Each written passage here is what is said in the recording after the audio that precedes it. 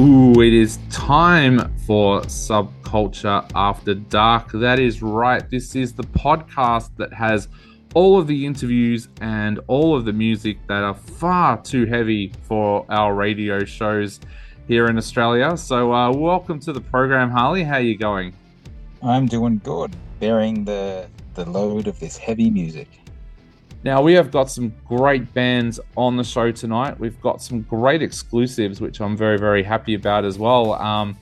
We're going to be chatting to Enforced about their brand new album, and that is an absolutely great chat. I absolutely loved doing that interview. We're also going to be chatting to Deimo's Dawn and featuring their brand new track called Feeding the Decline. Overkill are joining us as well. Blitz from Overkill, I think, is one of my favorite interviews so far this year. The guy was just so open. He was willing to talk about the album. He was willing to talk about the heavy music scene at the moment. And a thing that's worrying a lot of bands at the moment, and that is with the cost of living crisis going on around the world, they can't afford to tour to countries like Australia. So Blitz is going to tell us a little bit about that. What are your thoughts on that, mate? There are bands. Well, it sounds like a bit of overkill to me. Yeah, there have literally been bands in the last 2 weeks that had pre-booked tours of Australia who have now cancelled because they realised that it was just going to cost too much from how they originally budgeted for. So yeah, it's a little bit of a worrying trend. And some of the bands I've spoken to recently have actually said that, where they're saying, well, we're based in Europe, so we're only going to tour in Europe at the moment because it's all we can afford.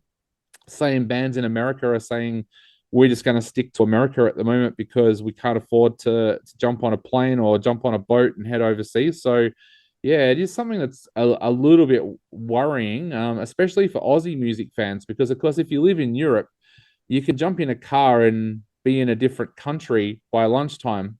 We don't have that luxury here in Australia. So if we've got bands saying, we tried that, but we end up drowning on our way to New Zealand. So, yeah, so it's a little bit of a worry. But yeah, Blitz will tell us a little bit about that. We've also chat to a really good black metal band called Caedeous that are making some big sounds at the moment in Europe, and they are going to join us to chat about their brand new album. One band that is touring at the moment, or two bands I should say that are touring, the Smashing Pumpkins and Jane's Addiction are in Australia next week. We're actually going to chat to one of the bands that's opening for them as part of that massive tour. We're going to chat to Amyl and the Sniffers, who are opening for Jane's Addiction and the Smashing Pumpkins. And as you can tell, the two guys we chat to are so excited about being able to open for bands that they've grown up listening to. We've also got something very awesome. Yeah. We've also got something very, very special at the end of the show today as well. We're going to make you stick around for this. But Nuclear Blast had a big announcement during the week about the next EP that's coming out called Of the Aggression Sessions. We are going to play two of the tracks off that EP on the show tonight. So make sure you stick around to the end of the show because I'll tell you a little bit about who's going to be on that EP, what tracks they are covering, and of course, we're going to play two tracks as well. But let's start off with some great new music that's coming out. Let's start the show this week with, or this fortnight, I should say, Unleash the Beast, the brand new single from Burning Witches.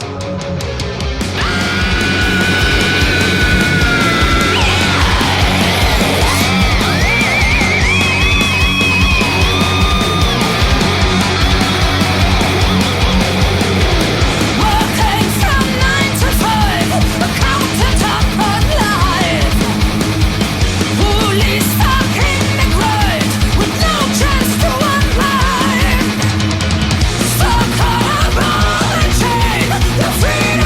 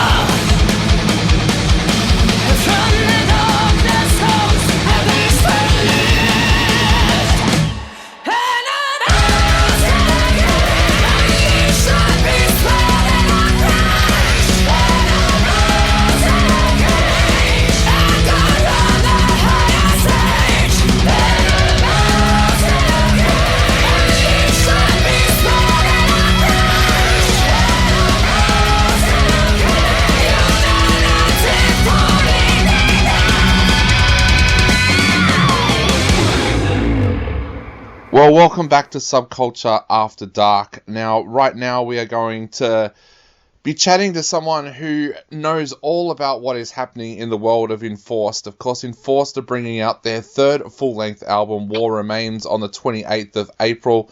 We're going to be playing the brand new single, Hanged by My Hand, in just a moment. But to tell us a little bit more about this brilliant new album and this great single, we've got Knox from Enforced on the phone right now. Welcome to the program, Knox. Hey, thanks for having me. I appreciate your time. No problem. Now, mate, this album, I've had a little bit of a listen to it, and it's an amazing album, so congratulations. Thank you. I appreciate that. Glad you like it. So, tell us a little bit about the talks going into this album. Did you guys have any goals or anything that you wanted to achieve with this album when you were going into it? No, it was pretty natural. I think one of the things we kind of subconsciously wanted to do was to make it shorter and faster. Yep. We, when we did Kill Grid, we thought that was pretty bare bones and pretty trimmed all the fat. But listening back onto it, it's pretty long. Yeah. So we were like, let's just not do that again. Yep. So, and we definitely didn't want to do like a Kill Grid 2.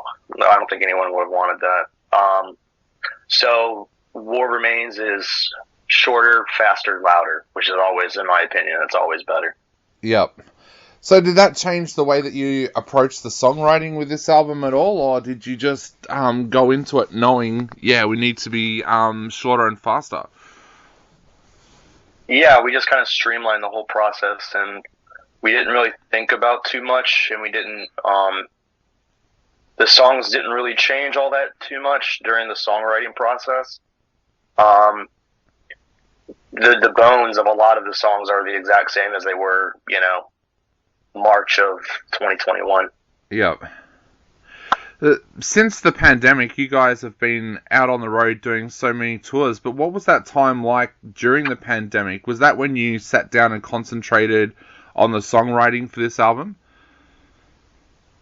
No, we recorded Kill Grid in 2020. Yep. And it was supposed to come out in 2020, but it kept getting pushed back due to the pandemic and everything, pushing everything back. Yep. So we had kind of a crash course with Century Media in how albums are released, all the work that goes behind the scenes, doing extra stuff like music videos, stuff we had really never done before. Yep. So it kind of gave us a lot of time to get comfortable and get, acclimated with kind of the new surroundings and stuff, and getting to know the people that we're working with over at Century and stuff like that. So, we spent it being pretty productive. We have a lot of young for the eventual release of Kill Grid. Yeah, we have a lot of young musicians that listen to this show. What's that experience like for you when you sign to a label and suddenly you've got to do things like video clips and things like that? How does that change everything for you? It takes a lot of time.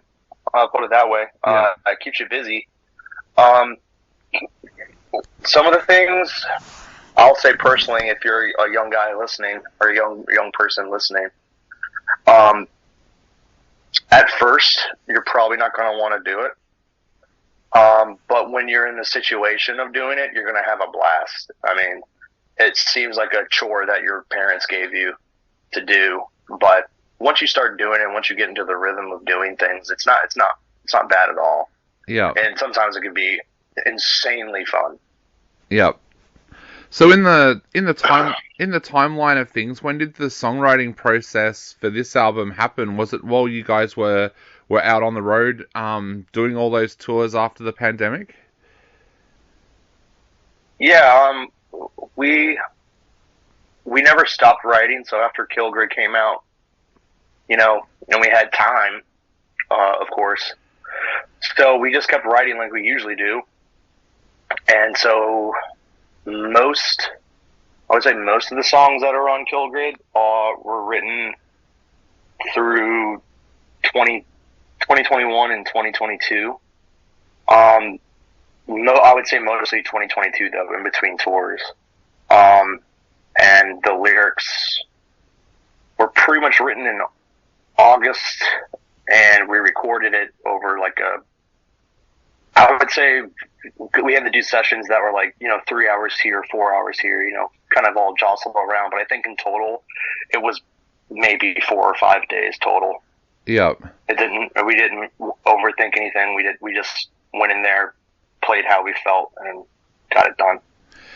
Listening to tracks like Nation of Fear, War Remains, it makes you think of things that are happening in the world at the moment. What was happening around the world at that time, was that influencing your music and influencing the lyrics? Maybe subconsciously. I can speak for myself in the lyrics that, I'm just trying to channel what I see around me. I don't necessarily, but I also don't want them to feel dated. Yep. So it's kind of, it's a challenge, and it's a difficult to keep things, I wouldn't say general, but I guess universal. Yeah. And kind of these overarching themes that you can find throughout human history is something that's I get a lot of it's work. It's hard work to try and keep everything in my head, organized and together. I'm a huge scatterbrain. Yeah. But I'm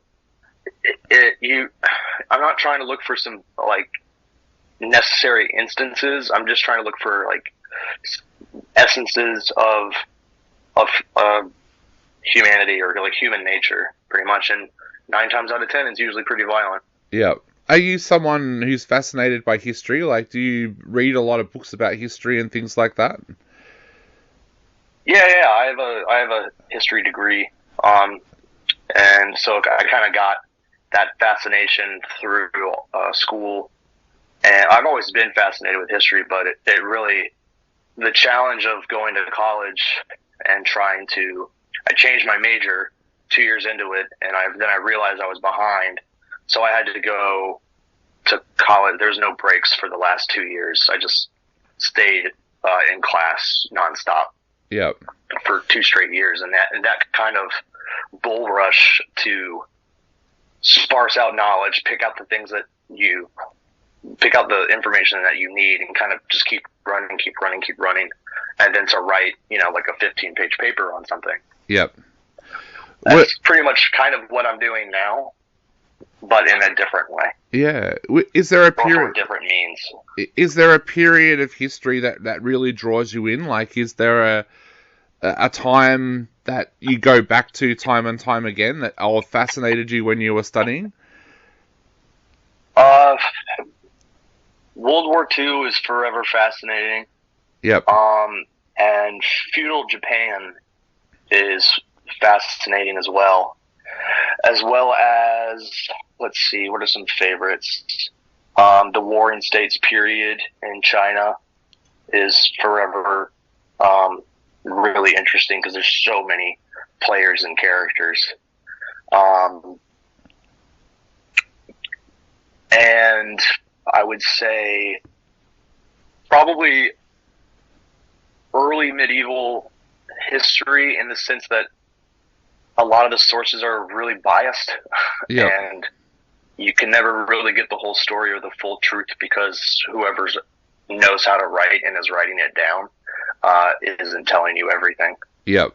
So you kind of have to pick up the pieces or try to figure it out on your own. And there's tons of different interpretations to singular events and stuff. So I think that's really cool. Definitely. Could you ever see yourself doing a conceptual album, where you focus all of the tracks on the one bit of history?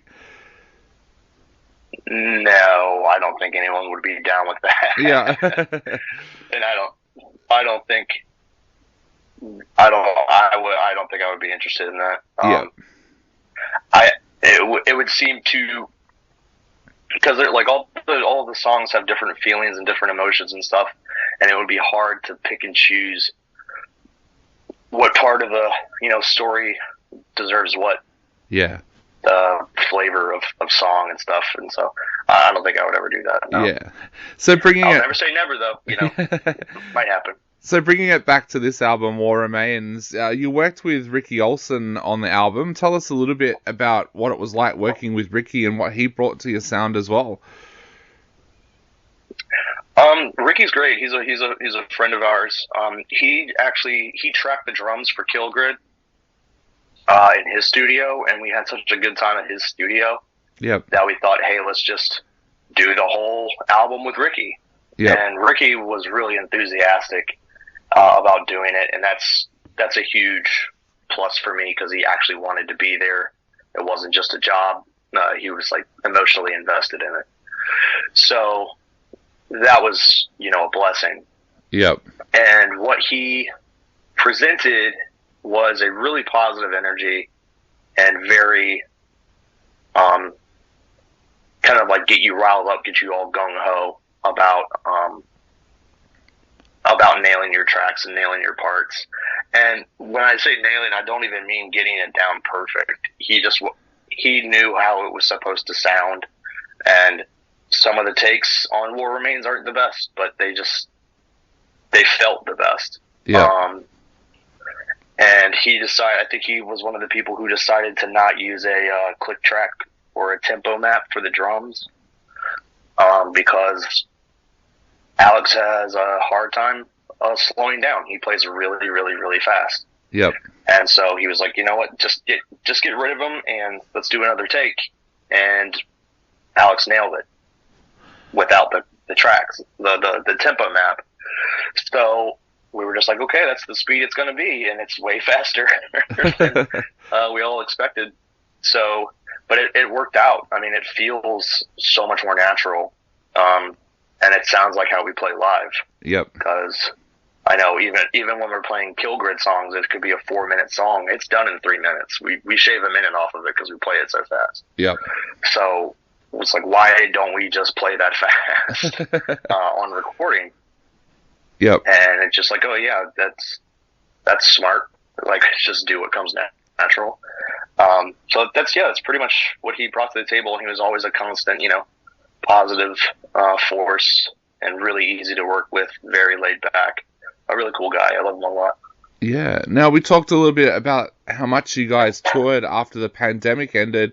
What have you got in store for the rest of this year once the album comes out? We have 2 tours that haven't been announced yet. We're going to play a big record release show at a venue that's in town that we've never played, and that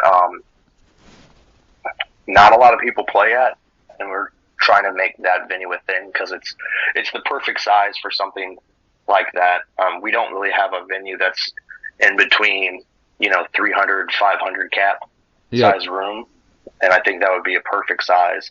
And that place is the size. It's just in a weird location that not a lot of people go to. So we're trying to really push that venue to have hardcore punk and metal shows. So hopefully it all works out. Awesome. And is it? We might. There's been talks of us trying to get to your neck of the woods. I don't know if it's financially possible as of right now, but a lot can change in a couple months, so we'll see. Definitely. Well, we would definitely love to see you guys in Australia at some stage, but right now on our show we're going to play Hanged by My Hand, and we're hoping that all of our listeners will go out and grab a copy of the album War Remains when it comes out on April 28th. Knox, is there anything you'd like to say to all of our listeners out there before they go out and grab a copy of the album and before they take a listen to this single? I hope you enjoy it, and thank you so much for listening and giving me, a modicum of your attention. That's all I ask for, is just listen to it, and it speaks for itself. Awesome, and here we go, listeners. Here is Hanged by My Hand by Enforced.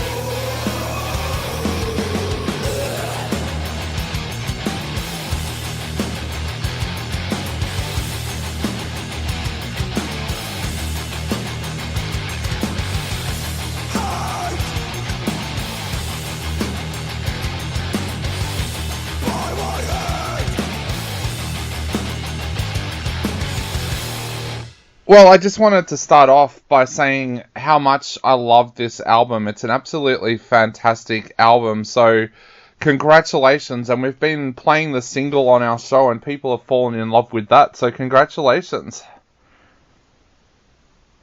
Thank you very much. Oh, that's really cool. So, you never know when you create music how people react to it. So, yeah, I really appreciate to hear that. So, there's a lot of blood, sweat, energy in it. So yeah, crazy to hear that. Thanks very much. So tell us a little bit about the band. How have you all come together to be working with this band? Because like I said, it's such an amazing sound, and I'm sure there's a lot of people out there who are just discovering your music for the first time. So tell us a little bit about how you got together as a band. Yeah, that's actually, we have a long history together. So all we three guys at the instruments, we actually know each other as since we are teenagers. So we learned playing music together. So we met the first time when we were 12, 13 years old, really starting playing drums, guitar, and whatever. And we played together in different bands until we are, for more than 15 years. And of course, we also played in different bands, but actually we learned that, that doing that together. So that is something I think a little bit unique, that people are so much close to the other also when they play music. So I think that's a bit the secret behind the groove and the blind understanding of the band. So actually for let's say 10 years we didn't have a regular band together, but we did sessions every year. So let's say on Christmas every year we meet each other and made a session. And in 2017 I actually started to collect some more proper ideas. So I'm the thrash metal guy in the band, and really grew up with that sound as all the others too. And I came with some proper ideas, and actually the first session we did in 2017, only the drummer Schmidty and me, we played the song which became later the Fourth Wall, and that was the first one, and we felt really that's really kicking ass. So let's do more. And I asked Matze, our bass player, to join, and so we started almost somewhere in 2017, and then we started to write songs, and at a certain point, of course, we need to think about a singer, and I had always a voice in my mind what I would like to have, and of course I love guys like Tom Araya and also Tom Angel Ripper from Sodom from Germany, and so very variable, hard voices. And I had Mark Greve, who played in one of my favorite bands of my youth, Morgoth.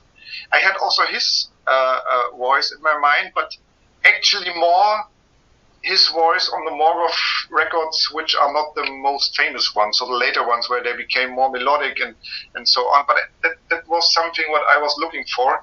And as we also knew each other since 15 years, but never played together in a band or were making music together, so I just called him, sent him the songs, and he also said, "Hey guys, great stuff, I will try." And so we did a rehearsal together in 2019, and Awesome.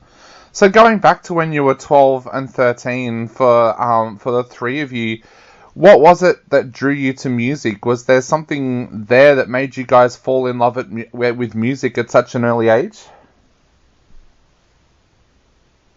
Would also to do some lyrics for the album, and another friend of mine, also part of that community, Corny, producer of some Sodom records and Disbelief, he also agreed to produce the record, and so everything comes together. So everything. Let's say everything from my past and history and from the other guys was falling into the right place, and that's a band now. Yeah. So, with Mark joining the band, you said that you knew that he would be up to this. There's probably some people out there who are wondering about how he came to be in a thrash metal band. What was his first reaction when you asked him to join the band, especially with it being a thrash metal band?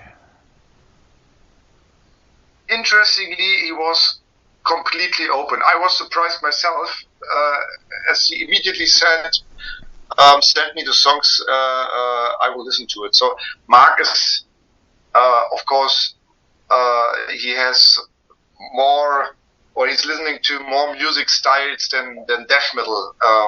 Even he has done this most of his time in the music business, but as you know, I think he was also playing in a hardcore band, Power of Expression, and as I said, the Morgoth records, especially the later ones, were very different from classic death metal. So he was really open, because the music he is making today with that all-star band Insidious Disease, for example, is focused on pure death metal. And when someone is asking him to make guest lyrics, guest vocals on his record, so it's always about death metal. But he has so much more in his voice, and he really liked to express that. So he was completely open, and he loved the songs, and so we joined. Awesome. Well, Andy, you wrote nearly all of the lyrics on this album. Tell us a little bit about what were some of the things that were inspiring your lyrics when you sat down to work on this album. I was writing the lyrics of the first song of Feeling the Decline, the first single. Andy Brings, another Andy. So he was making the rest of the lyrics. But of course we discussed everything, and so for me also the main topic, Anthem of the Lost, the title of the record, it is about the state of the world, you can say. So more and more I got concerned about the state of the world, and not only about the individual crisis, such as the war in the Ukraine or the economic or financial crisis. Rather, I see in the ongoing crisis an expression that the system in which we live, that this is gradually coming to an end. And it's a simple rule. You cannot grow endlessly on a planet with limited space, limited resources, but growth is the basis of the stability of our economic system. So these things cannot work forever. Yep. And so this is my biggest concern, and that's a bit the main topic of the lyrics. Even one came from me, and the rest from Annie Brinks. That's the surrounding thing. So from songs like Death Star Spangled Banner, or some really small, weird, sometimes fantasy stuff. So it's little crises which express the state of the world, which give us a lot of concerns. Definitely. You also worked with Corny Rambant on this album as well. Tell us a little bit about what it was like working with him, because he's got such vast experience. What was it like to work with him, and what did he bring to your music? It was a fantastic collaboration with him. So for me, it was important to have a producer who is really into drums. I'm a guitar player, but I think a good thrash metal record needs a perfect drum sound. And I don't want any synthetic shit. So the drums on the record are real. There's no sample, no stuff. So this is real stuff. And Schmitty is a really, really good drummer. So he's a really crazy, damn good guy. And Corny is himself a drummer also.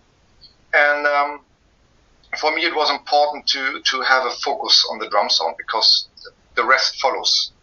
And we did a pre-production where we arranged the songs again, put the vocal lines on it as perfect as we can, and then we went in the studio with him. And he is he's a guy who can really lead you through the process. Also the recordings, that is, you have to deliver as a musician, but he's a very good guy to bring you to your best level you can deliver. And that worked really well for everyone in the band. And it started with the drums, with the guitars and the bass, and also in the mix we came very, very quickly to the point, because we had, and that's very important, we had the same idea of the sound. So we don't want, and I love that very much, but we don't want that bright 100% guitar record, like a Machine Head record, which is a very wide guitar sound. So we wanted to have that more, let's say, live feeling with natural sounds and that stuff. And that we had the same idea on what we wanted to have, and that was a really, really perfect collaboration, and we are very happy with the sound of the record. Definitely. Well, Andy, the album comes out in the middle of April, so what are your plans after that for the band? Are you hoping to get out and do some shows? What are the plans for the rest of this year? Yeah, definitely we will do some shows. We will have a couple of video clips which will come with the record and after.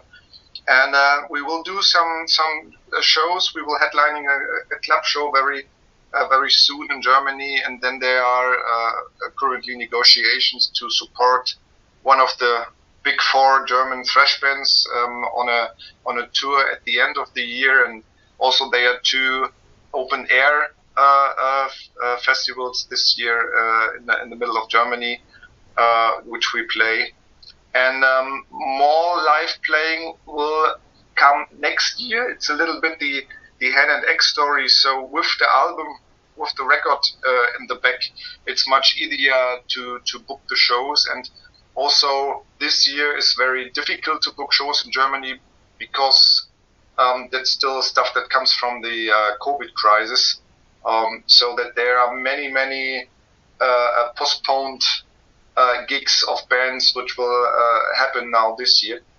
What is actually very good. So we have a lot of bookings for next year actually, but we will also do a couple of shows and big shows this year in Germany, and we are very happy about that. But yeah, of course, we will also for next year. There is even more in stock, especially on the live side, and also we would like to play in other countries, not only Germany. Awesome. Well, Andy, to finish off the interview, what would you like to say to people out there before they sit down and take a listen to the album for the first time? Oh, that's a difficult one. Actually, be open, listen to it, enjoy, make it loud. So don't make too many pre-expectation or don't listen it with some prejudice ideas. Just be open as to every music. It has a lot of energy, so turn it to 11 and then let it flow. And I hope everyone will enjoy it.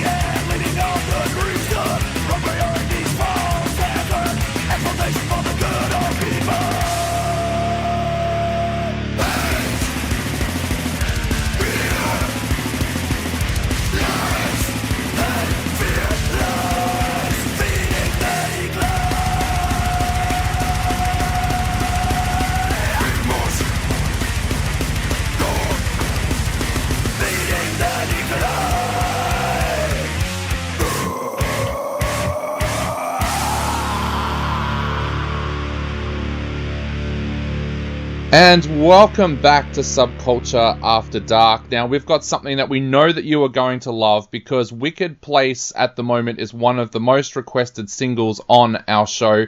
It is the brand new track from Overkill, whose new album is coming out on April 14th. And we thought, hey, we want to know a little bit more about Scorched before it comes out. So let's actually get Blitz from Overkill on the show tonight to talk all about it. Welcome to the program, mate. Yeah, Dave, good to be here, man. Talking to you from the great state of New Jersey in the United States. Wow, that is absolutely fantastic. And mate, I've got to say, this album just absolutely blew me away. Like I said, our listeners have been voting for the brand new single to get played on our show each week, and I love the album, so congratulations. Yeah, thanks. I mean, it's it's a product of the pandemic.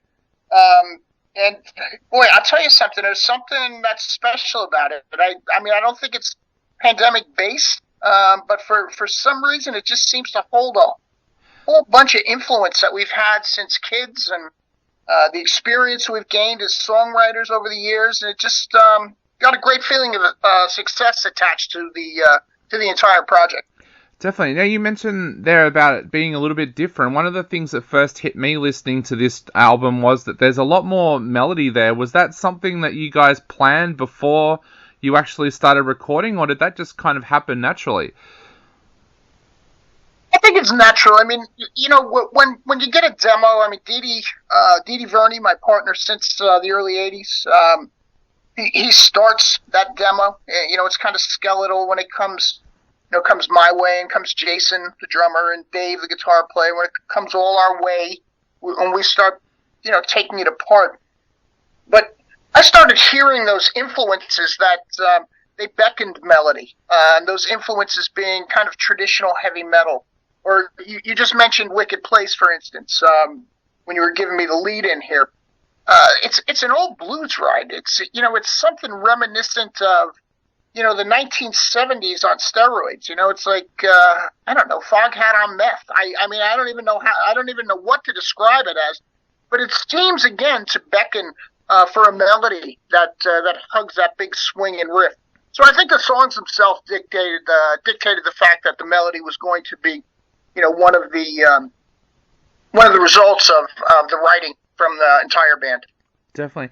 You mentioned about the pandemic there as well. How did that work for you guys? Because of course, I think you'd just come off doing the mega cruise, and then the world went into lockdown just a couple of months later.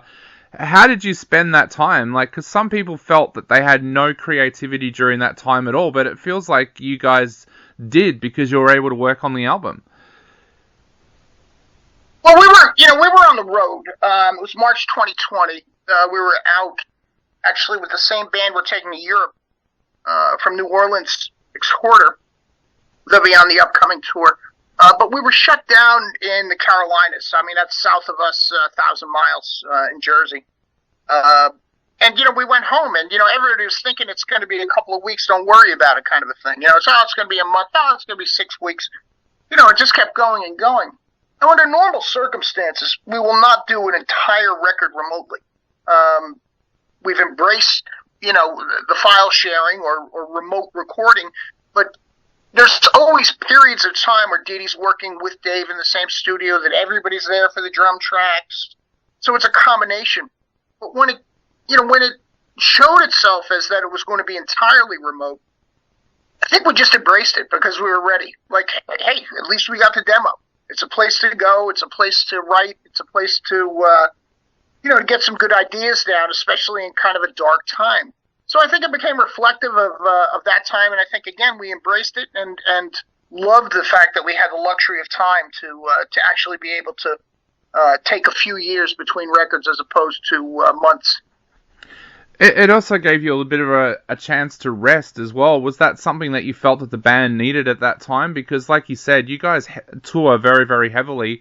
Having that break, was that something that you felt you needed, and that reflected in the music as well? You know, it's funny, I never really think in those terms. I kind of think that we work on a clock. You know, it's not like I need my rest. You know, my rest is out on the road. I honestly think that touring is, you know, that's the drug that I've personally been chasing since, you know, the 80s. Yeah. I mean, I like that high of standing on a stage in front of people.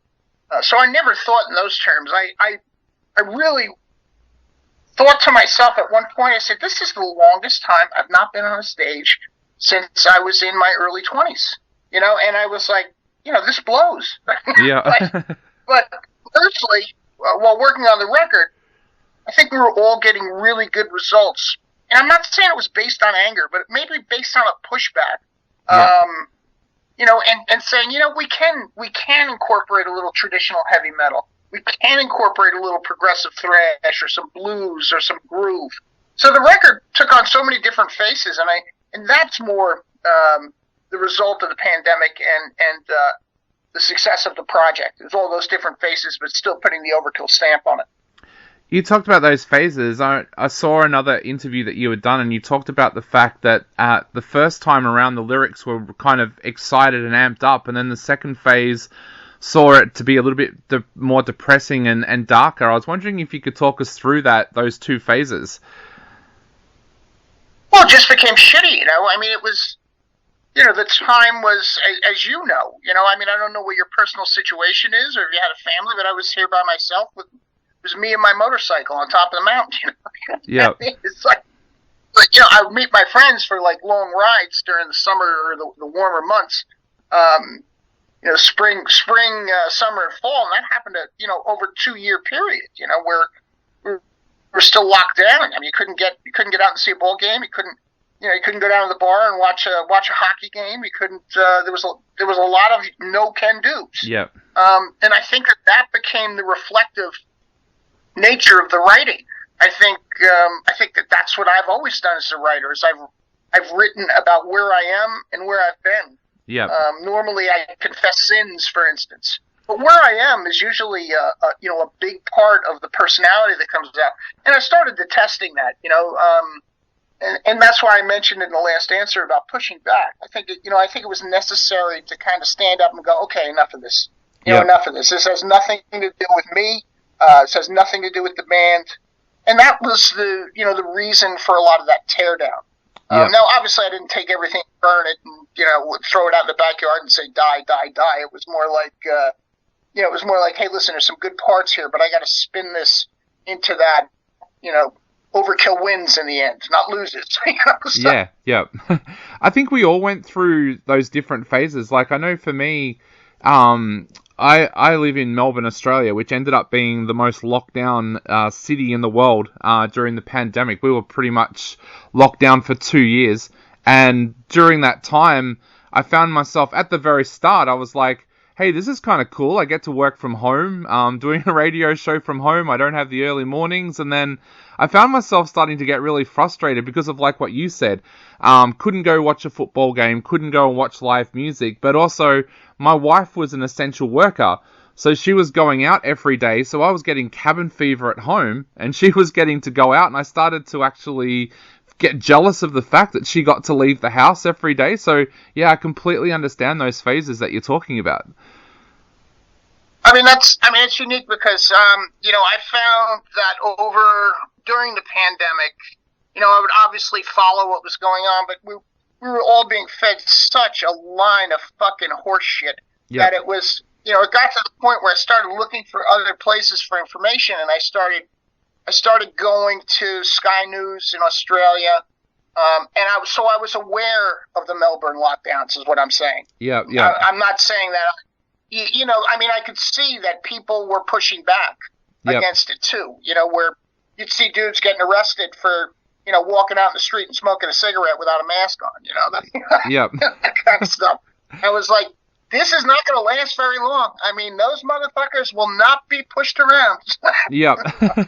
The worst thing you can ever do is try to tell an Australian what to do. I reckon that's something that a lot of people learnt during that time. Yeah, tell an Australian what to do, or that, sorry, we're out of beer. Yeah. Blitz, you mentioned that performing on stage is like a drug to you. What was that like the first time you got to go back out on stage after all of the lockdowns? Well, it went by in such a flash that, I really didn't absorb it the way I thought I was going to. We were heading up the East Coast, like I said, in 2020, and we had a show at a place called the Wellmont in New Jersey. It was to be our last show. So we kept it on the books. And we actually made a special T-shirt for when we could finally get to do the show. It said postponed 609 days. The Wellmont Theater. But it was we had some issues with one of our guys, with the jabs, and so we brought in Phil Deimo from Violence. He's a good friend of mine. So Phil came in. I remember I was sitting there with him in the dressing room, sitting on the couch. I had a Heineken on my knee, my shirt off, and we were just talking about the show, getting ready. And I said, all right, let's go. Gave him a slap on the back. We walked down. And next thing I knew, I was sitting in the same fucking spot. And I go, did that just happen? Was that real? He goes, yeah, it was good. I was like, all right, okay. So the first one was, it was kind of a dream state with regard to my absorbing it. But very soon thereafter, by the following March, we went out and did an entire tour of the States, and actually West Coast and down south, and that was great. I had the opportunity to absorb that whole thing. That's awesome. Now, I wanted to talk about something a little bit strange. I wanted to talk about the artwork on this album, because I think Travis Smith has done such an amazing job with the artwork this time around. And, of course, there's things on that cover that throw back to the early days of Overkill as well. What were your first reactions when you saw Travis's artwork? Well, I'm not that dude. I'm not that guy that can see illustrations in my head. It has to be in front of me. So what I'm saying is I'm not artistic. I'm more of a craftsman at what I do. I think that we're really lucky to have a guy like Travis, who really wants to be within this fold. I mean, sometimes he's doing work ahead of the release. I mean, without us telling him anything. It's just kind of like, hey, listen, we're doing it. Okay, I got something. Hang on, I'll send it to you. Like, what? But with this, we gave him a few pointers, and he started messing it with it his own way. And he actually came up with this, with the two demons facing each other. It looks like an absolute oil painting.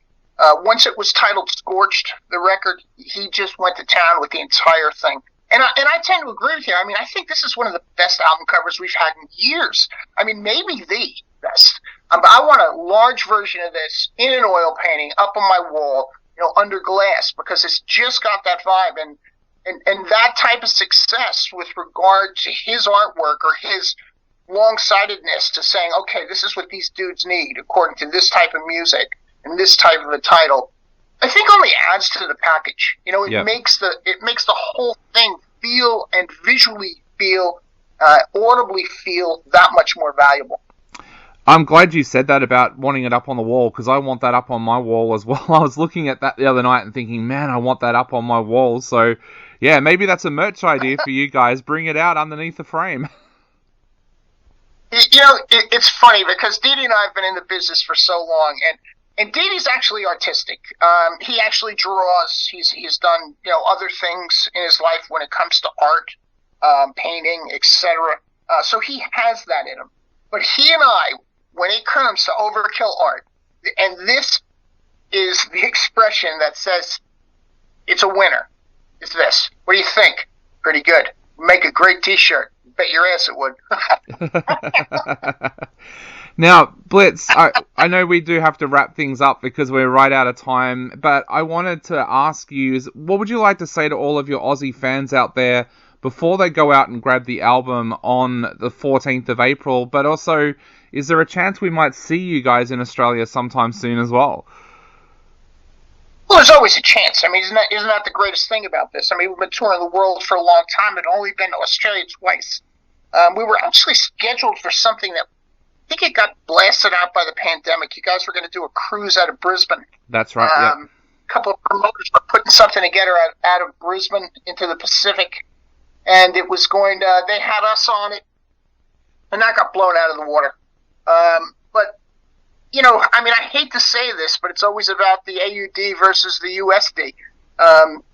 We're at the point where we don't come home and start paying people out of our personal bank accounts, Yep. That's really the indicator, but I love going to Australia. I mean, somebody just asked me in one of the other interviews, and I said, I've never felt, more welcome. I know the Brits and the Aussies are cousins. I know the Americans and the Brits are cousins, but for some reason I feel like we're a lot closer cousins, if that makes any sense. Yeah. Like the Australians and the Americans are kind of like first cousins. And I've always had that kind of a vibe. And I'll remember this for the rest of my life. I was in Melbourne, and it was the first tour there, and we had finished Fuck You, and I was dry and feeling just like fucking 21 again. and I launched myself as high as I could off of that stage with a running start into the audience. You know what I mean? Yep. So they're all waiting to catch me, and then they separate at the end, and I land with my knee right on this girl's noggin, right? And I knock her out fucking cold, right? She's laying in the pit cold, and I'm like, oh my God, right? So I'm calling for the security, and they all come running out. And we pick up the girl, and I bring her to the backstage and everything. And they're getting a paramedic, and I'm holding her hand, and she's coming to. Right? I'm taking off all these fucking rings I have, and I'm putting them in her pockets so that she feels she got something out of it. Yeah. And you know what this fucking girl said to me? She looks at me straight in the fucking eye. She's sitting on a chair. I'm kneeling in front of her. She goes, Bobby fucking Blitz. You got a beer, mate? This young lady told me.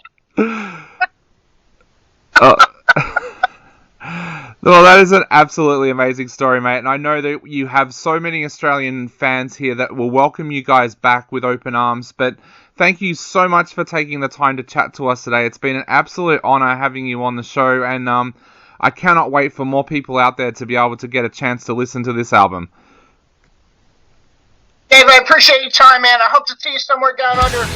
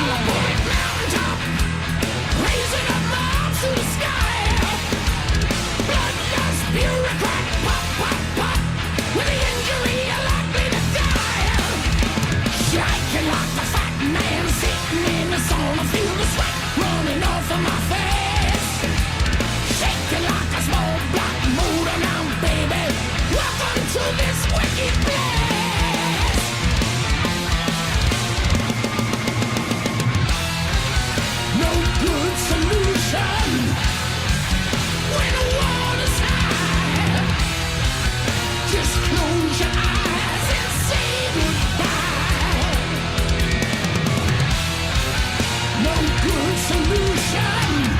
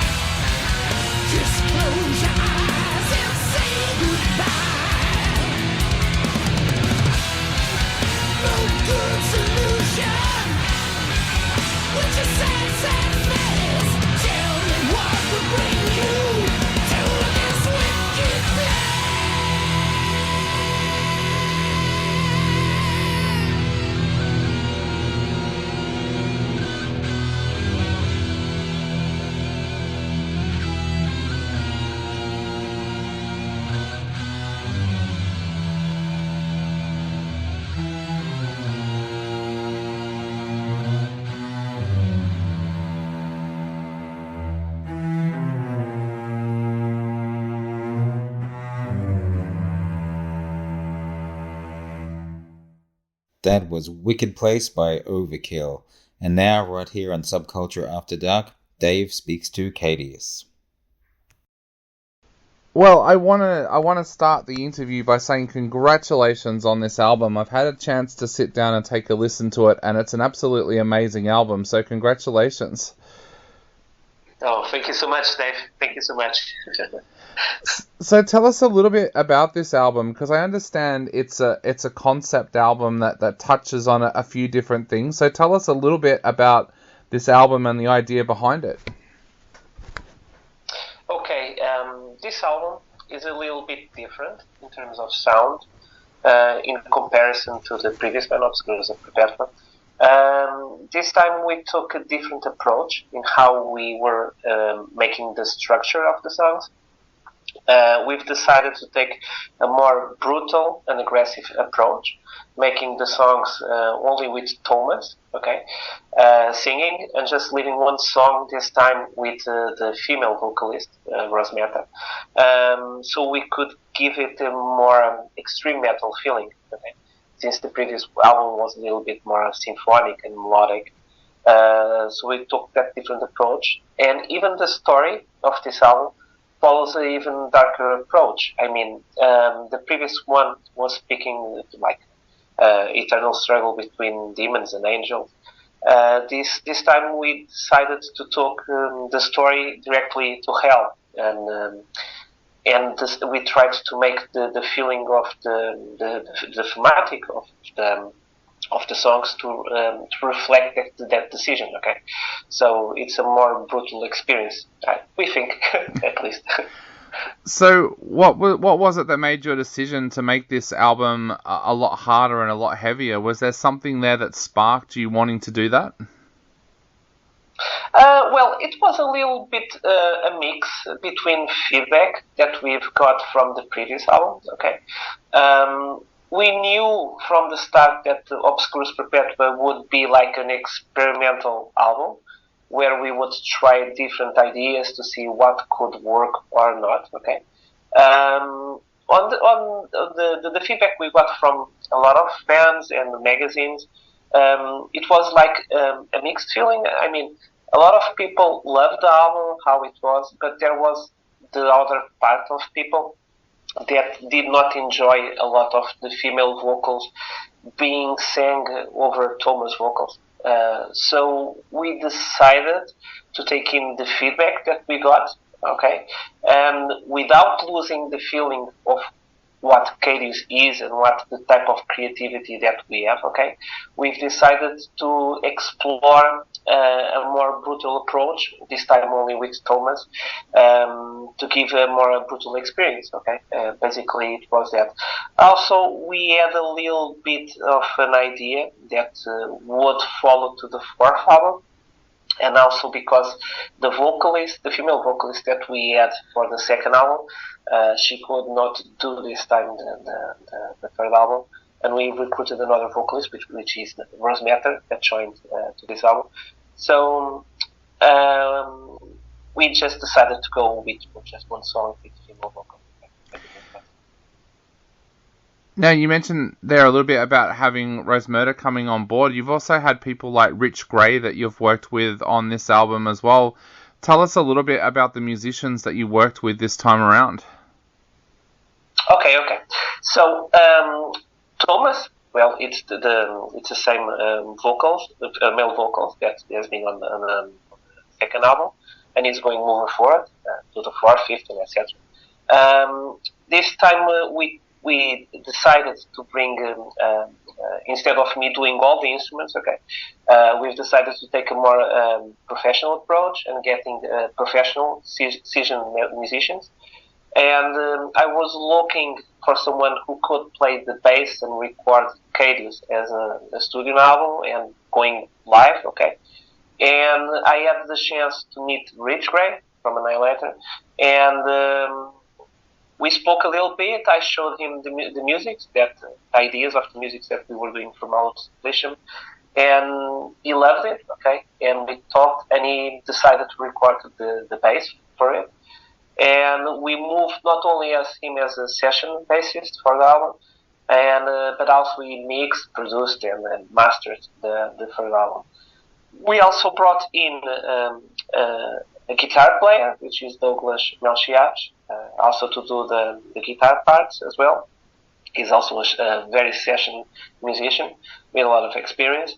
We brought in as well Federico Leone for drumming. Okay, this time not for the album because the drums were not made by him, but he's moving forward to the fourth album and also playing with us live. Okay, all the songs of Caedeous.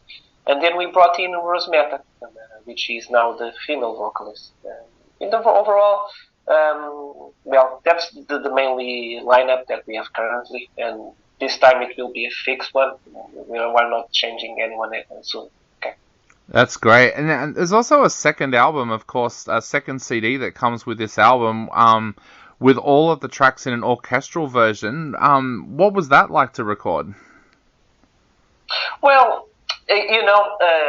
Caedeous since the beginning, okay, when I created the project long back in 2014-15, due to my main experience on working on trailer music industry and epic music, that I envision Caedeous as being part like a live music experience, as being a horror movie.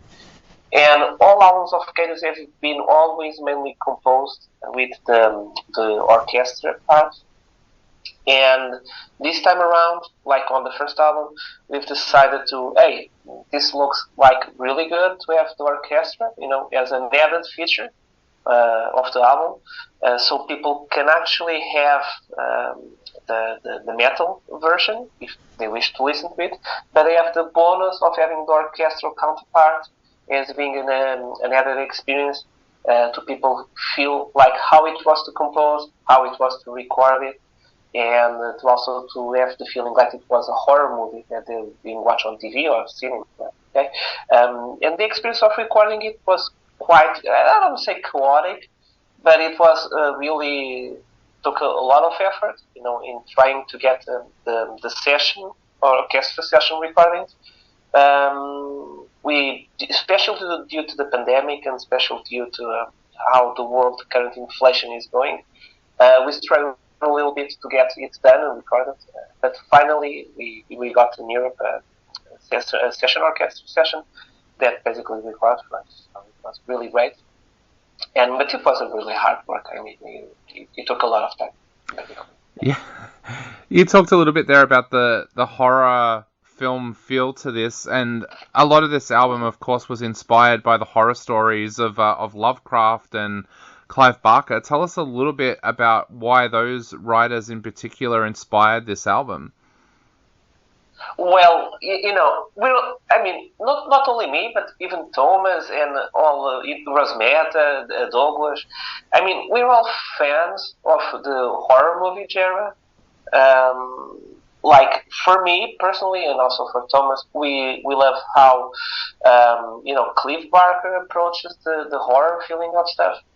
And since we were doing actually like a hellish horror story for Caedeous Malice Supplicium, we look at how, for example, Hellraiser movies were done, and the Xenobites and all those type of characters that are so creepy and horrific. I mean, the way they cut people's flesh, etc. And also the Leviathan god, which also takes us to the other authors. We were like, okay, this specifically it feels like something that Caedeous pull off in a orchestral feeling to the album, and also in terms of sounding. So for us, it was like, okay, let's do this. I mean, I think it has a lot of inspiration that we took from those kind of movies, and there's not usually a lot of metal music on the industry in the cinema, and we tried to bring a metal feeling, to those kind of ambiences mainly. So I think that Clive Barker especially, and Also, Alighieri's, nine layers of hell, have all in common to what we were trying to tell people in this kind of story. So it was a direct decision. Yeah. Mainly, basically. Now, being a big horror film fan myself, I have to ask, what's your favorite horror film of all time? Oh, I love the 13th Friday horror movies. Yeah. With Jason, Night Elm Street. I love that as well. I think it's way to go to see that movies. I also like Exorcism as well movies. They are great. But I also love Luca Bellozzi, old school movies like in noir, black and white as well. Yep. I love all those kind of stuff. Yeah. I'm a really big fan of them. Yeah. So, Paolo, I have to ask, what are your plans now for the band for the rest of this year? Are you hoping to get out there and tour with the album coming out, or what are your plans for the rest of this year? Okay, currently, we are working on a live stream show in order to showcase not only, because we did not do any concerts on Obscure as well, since it was mainly a studio band on that time. Now we have a lot of musicians, and the aim of it is going live shows, touring, and going to the street, to the road. Currently, we are working in trying to doing the live stream show that will be released during May, June, July. Okay, we already have all the songs recorded in video, but now this needs to be edited in order to show the stream show on YouTube and Twitch, etc. And we are trying to schedule concert dates, probably for 2013 late this year, and also bring the Caedeous to 2024 to festivals and touring, etc. Okay. We're also working in ideas also for the fourth album already. We have a lot of musical structure ideas now with Rose Metal on the band as well. They're trying to see what can be done, and probably we'll go on studio to record the fourth album as well on 2024. Okay, so mainly those are the main plans for us currently. Wow, that is absolutely great news. I cannot wait to see that live stream. And I guess to finish off the interview, what would you like to say to people out there who are about to sit down and take a listen to the album? Well, I would say, if you like an added value experience with orchestra, I would say listen to the metal experience and then listen to the orchestra counterpart to see all the details, and all the rich environment that were made. And if you can, pick up the lyrics on the double CD and follow the experience to see how the story goes. And I cannot wait, and as all in Caedeous, to see you there on the live stream show, okay? And hopefully we'll try to be with you wherever you are, okay, in live mode, and try to do a huge concert to you. Okay, that's it. And thank you.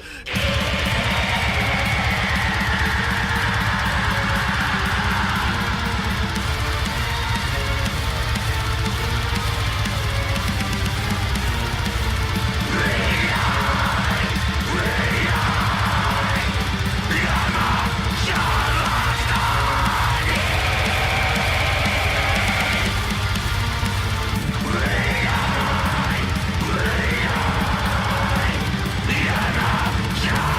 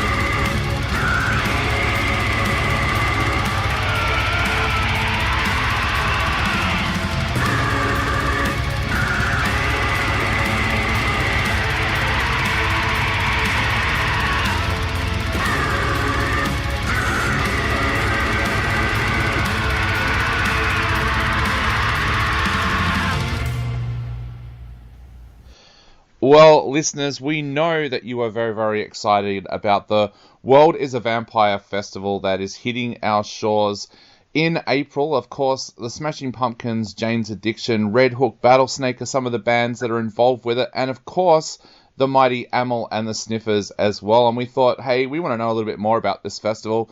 So let's actually get Bryce and Gus on the show from Amyl and the Sniffers. Welcome to the program, guys. G'day, g'day. Now, as I said, this is an absolutely amazing lineup that you guys are part of. Tell us a little bit about how you first thought when you heard the news that you were going to be part of the World is a Vampire Festival. Yeah, it was a bit of a wig out. Obviously, two pretty bloody massive bands, and wrestling, which would be pretty exciting. But yeah, I think we're all pretty keen, looking forward to it. I think for a lot of us growing up, the Smashing Pumpkins were such a big influence on our lives. I can remember being at high school when Melancholy came out and having the Zero t-shirt and stuff like that. What did you go through that time as well for both of you? Like, are you big Smashing Pumpkins and Jane's Addiction fans as well? Not so much Smashing Pumpkins, I think, but I remember in what would have been like 14 or something. I think Grand Theft Auto San Andreas came out, and it had that Jane's Addiction song, Being Caught Stealing on it. Yep. And then it was around when I heard that, I kind of had a little Jane's Addiction phase when I was younger. Awesome. And for you, Gus? To be honest, I don't really know either of them that well. Okay. Have you been doing a little bit of research now that you're on the lineup or not? I have. A lot of my friends are just like, think it's like crazy, and they're just like, whoa, this is insane. So they've just been like playing heaps of music and shit. Awesome. So guys, tell us what you guys have got planned for the day. Like, Bryce, starting with you, what can we expect from Amyl and the Sniffers on the day? Bit of fun, bit of rock and roll. Yeah, pretty keen to check out the wrestling too. I know Billy Corgan is like a promoter. That's his federation or something. Yep. Pretty keen to check that out. Are you a wrestling fan, or is this going to be something completely new for you, Bryce? I wouldn't say I'm a fan. I definitely played a lot of SmackDown versus Raw. Yep. On PlayStation 2, I think, when I was younger, as well as Grand Theft Auto. And like we went to Mexico recently and saw a bit of wrestling there too. It was pretty wild. I've got to ask, I've actually been fascinated by that. What is the Mexican wrestling like? I've had a few friends who are wrestling fans go over to the States to check out the wrestling there and ended up in Mexico to check that out as well. What is the wrestling like in Mexico? Yeah, it was pretty turbo, eh? It was pretty wild. I think we went on like a weeknight or something, and it was still like a pretty hectic atmosphere. I could only imagine it on like a Saturday with a full crowd of people. But yeah, it was chaos. They did things I didn't know were possible with the human body. So, Gus, for you, tell us a little bit about what your plans are for the day as well. Are you hoping to get out and see some of the other bands and check out the wrestling as well, apart from your own set? Oh, definitely. You got to get out and see what's cracking, you know. We'll have a couple of drinks, couple more drinks, and then, you know, I reckon it'll all get flowing. Definitely keen to see what everyone's got going on at the moment. Yeah. Gus, is it getting harder now for you guys to put together a set list? Because you guys have got so many great songs out there that people love. Is it getting more difficult to put together a set list for the band these days? No, I don't think so, because, you know, like, you know, the more time goes on, the more songs you get. You still want to play the old ones, the oldies and the goodies, but you also kind of want to integrate kind of the newest songs that you've had from the most recent album for everybody. Yeah. Bryce, do you guys kind of go into a festival like this in a little bit of a different headspace? Because these festivals give you a great opportunity to play in front of people that perhaps don't know your band so well. Do you go into a show like this with a different headspace? Yeah, I think so. Like, it's always a bit of a different kettle of fish when you're you're the opener for like the big arena kind of vibe. Yep. Yeah, it's always a different vibe, you know, where you play like a half length of a set you normally would for your own show. It might be daytime, there might be 100 people there might be 10 kind of thing. But I think mostly I like about it is that afterwards we get to just hang out and watch bands the rest of the night and clock off. Do you have any, Bryce, of those awkward moments as well backstage where you run into another muso that you've kind of idolized but you're not sure how to speak to them? Yeah, that happens a lot actually. It happened with Jimmy Barnes a couple of years ago when we played with Foo Fighters. He was just roaming around backstage. I was like, we were all like, holy shit, that's Jimmy Barnes. Declan had the kahunas to go into the box that he was in, just go, g'day. So what do you do? Do you normally stand back and just look awkward, or do you eventually pluck up the courage to say hey as well? A bit of both. Depends on, social Definitely lubricants. standing back being awkward. Don't lie, Bryce. Don't lie. I have my off nights. Yeah. So, Gus, this is getting to be familiar territory for you guys playing festivals like this. Tell us a little bit about what the highlight has been so far for you guys when it's come to festivals. Has there been one festival that has really stood out to you guys that you've played at? There's always there's a couple of bits and bobs. So somebody had a heart attack in the crowd once when we played a big festival.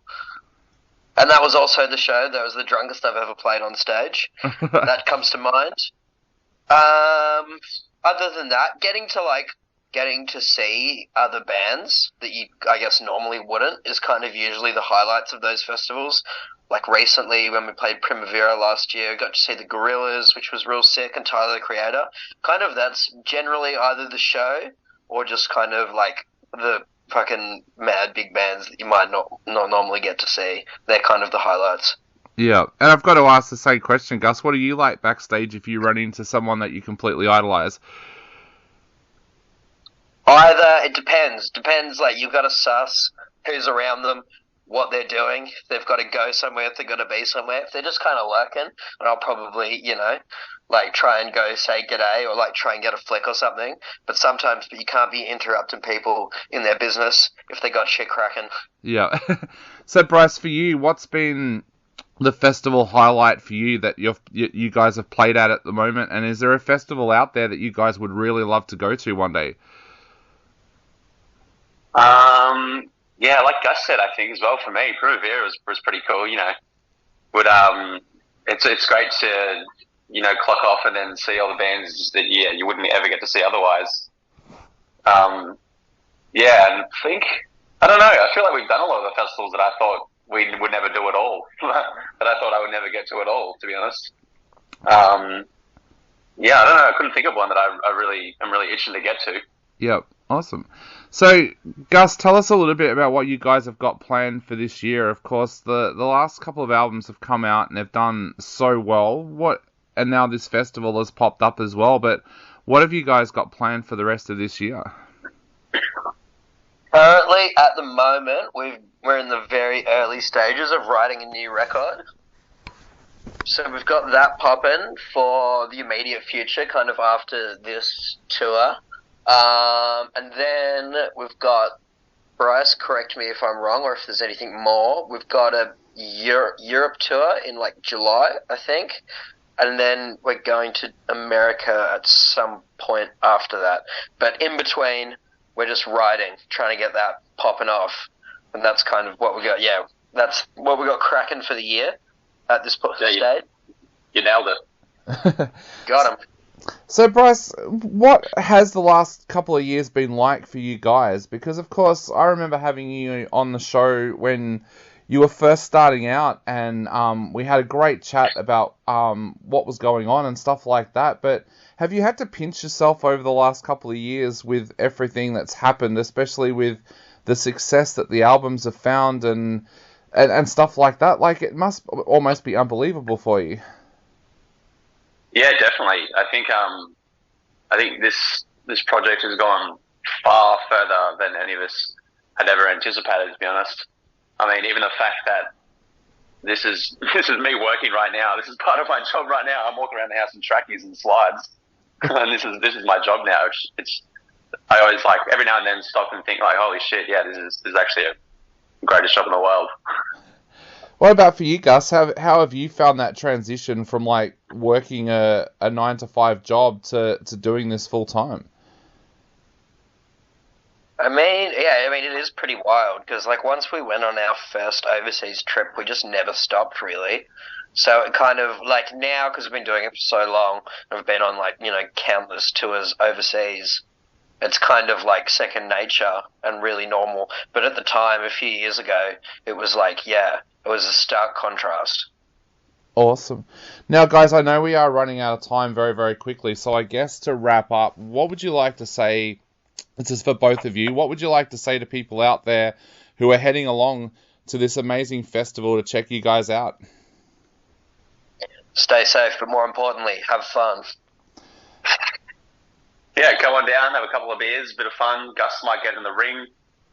Yeah, I'm definitely getting in the ring. Getting in the ring with myself. Well, guys, thank you so much for taking the time to chat to us today. I cannot wait to be able to check you guys out in Melbourne as part of this amazing festival. So thank you so much for coming on the show, and I'll see you at the Melbourne Day 1.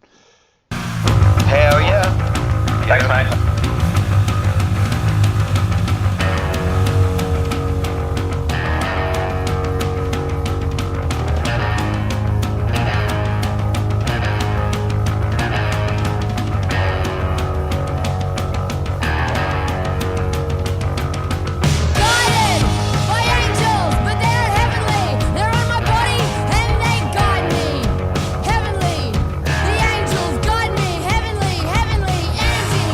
Good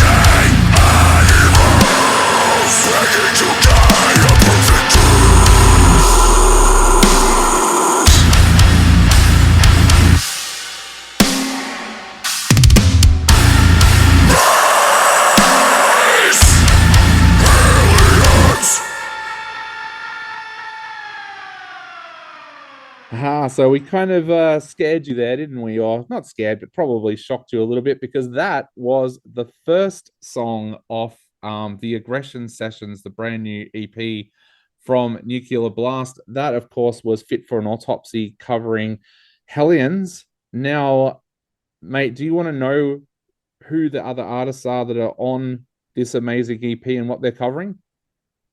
Well, I waited for this whole show. You better tell me now. Awesome. So I've got it right here in front of me right now. The next Aggression Sessions will feature Fit for an Autopsy, which you just heard, singing Hellions. They Art is Murder, performing Until There Is No Longer, and that is a track that you're going to hear next. Male Valance do Waste of Myself.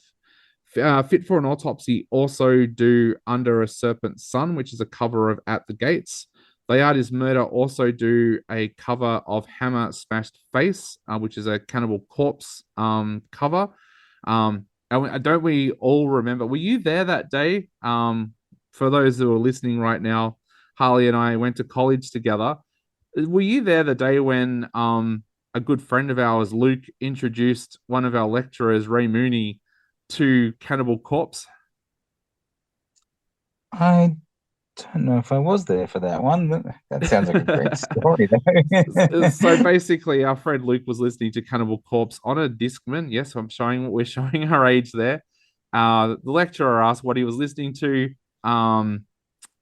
Luke gave him the headphones, and let's just say it almost blew Ray's head off. To which he said to the whole class, "How is that music?" So, but look, we are hopefully going to play Cannibal Corpse on our show one day. We'll definitely love to Write do your that. replies to Ray in our social medias. Exactly. And the last but not least cover on this new EP, Male Valence is covering Left Outside Alone, the Anastasia song. Oh, wow, that's interesting. I'm so looking forward to that. But I am also looking forward, of course, during the show, we spoke to the guys from Amyl and the Sniffers.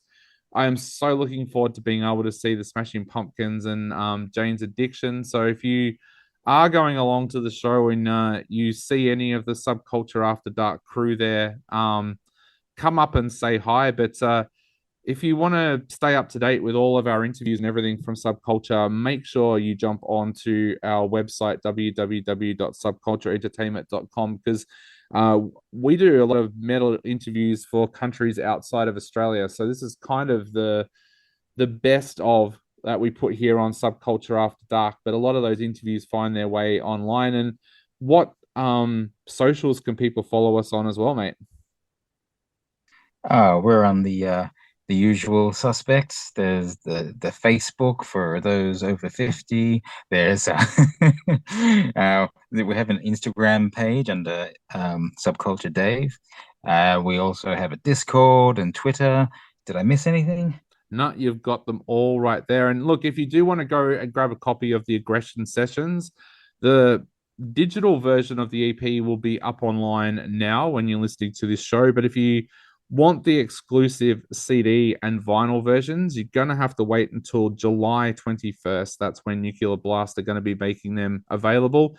But to finish off the show... see, this is why it's called the Aggression Sessions, making everyone wait these 2 months just for that. Exactly.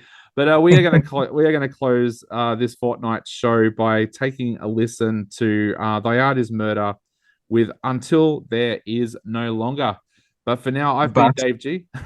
Well, before that, I think, in honor of this album, I'm going to throw back to our first episode, I think it was, where I said, if there are any heavy bands out there that want to do us their cover version of Barbie Girl, bring it on. Definitely. I reckon I'm going to chat to the guys from Nabaris to do that. Yeah, for those that don't know the family tree, I'm related to one of the guys from Nabaris through marriage. So I reckon we should chat to those guys and get them to do it. Yeah, that sounds awesome. I think we should make this a thing. So if anyone out there, wants to get heard and, they've got a band or they're an artist in their own right, an unexpected cover of something, and we will play you on the show. Yeah, we would love to do an all cover show. How amazing would that be if we just had That would be fantastic. one episode that is just all covers. So, but yeah, definitely do that. Hit us up on the socials if you want to do a cover of a track and have it featured on our podcast. We would love to be hearing from guys. We've actually had a few bands contact us through Instagram recently as well, asking for interviews. If you've got shows or an album coming up, even a single coming out, definitely do that. That would be amazing, and it's a good way to get your music out there as well. So definitely hit us up through all of the Subculture socials. But for now, I've been Dave G. And I've been Harley. And we're going to let the boys from Thy Art Is Murder finish off the show for you. This is Until There Is No Longer from Nuclear Blast's Aggression Sessions.